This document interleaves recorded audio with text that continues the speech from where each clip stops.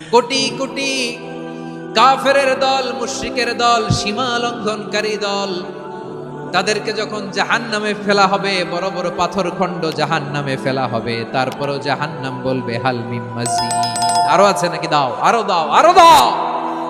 আমার ক্ষুধা নিবারণ হয় নাই।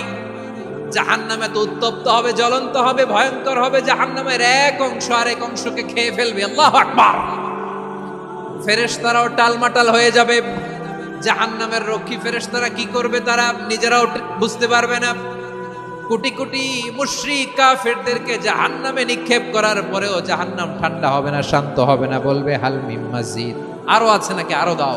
তখন আল্লাহ তাআলার কুদরতি পা জাহান্নামের ভেতরে ঢুকিয়ে দিবে। সুবহানাল্লাহ পড়তে পারলেন না মজা করে?